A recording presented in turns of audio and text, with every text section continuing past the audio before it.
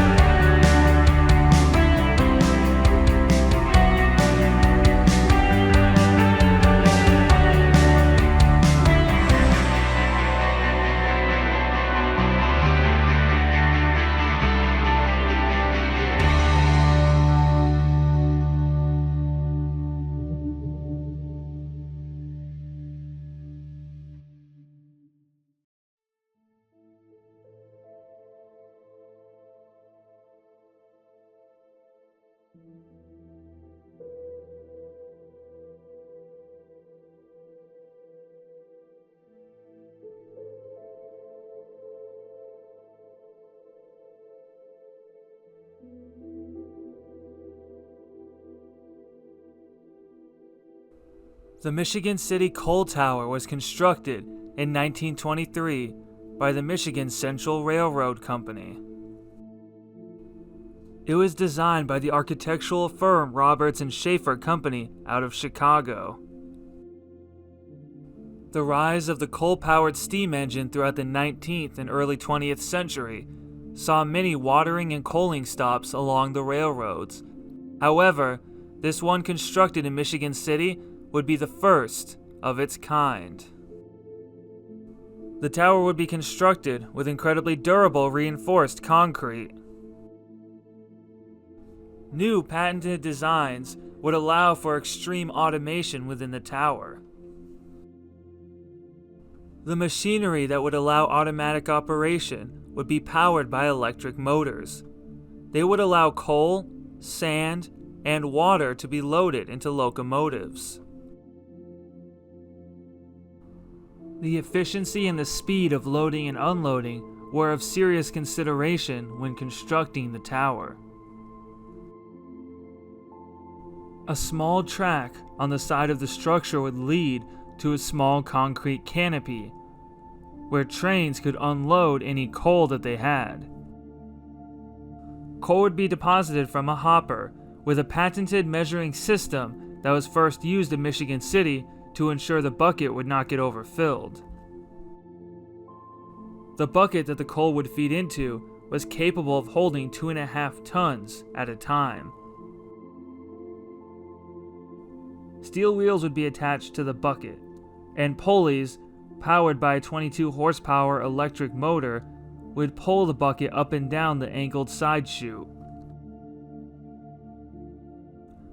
After the train dumped its coal into the bucket, it would be taken by pulley to the head house, which is located at the top of the structure. It would then be dumped into a coal crusher. The coal would be crushed into cubes as small as 4 inches, so that way it would be suitable for use in locomotives.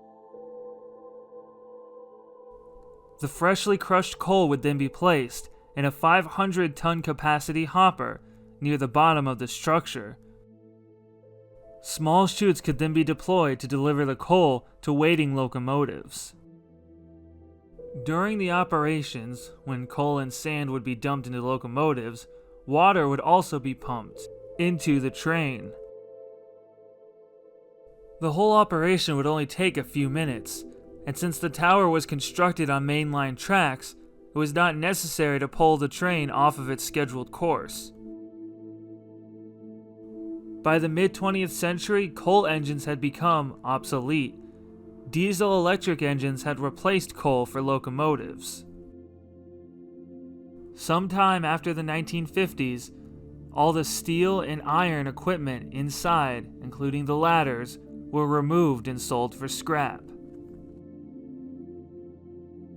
In 2010, Amtrak, who still operates on the rail line that sits underneath the coal tower even to this day, proposed to Michigan City demolition of the coal tower, stating that it is structurally unsound and unsafe. This proposed demolition has yet to occur. Even though it's still standing 10 years later, it's unlikely to be standing for much longer. Pieces of concrete occasionally break off and fall onto the tracks. Whether it falls apart on its own or is demolished is still yet to be seen.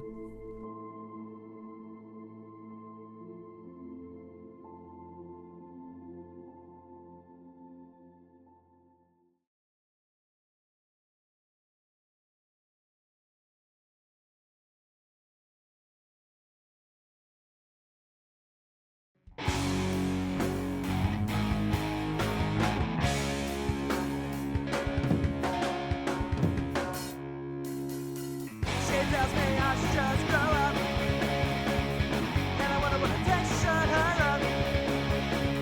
Drunk at the party. The Michigan City Coal Tower is an important and often overlooked part of Michigan City's history. It helped keep trains moving across Indiana. It's a truly incredible place, and it will never be forgotten.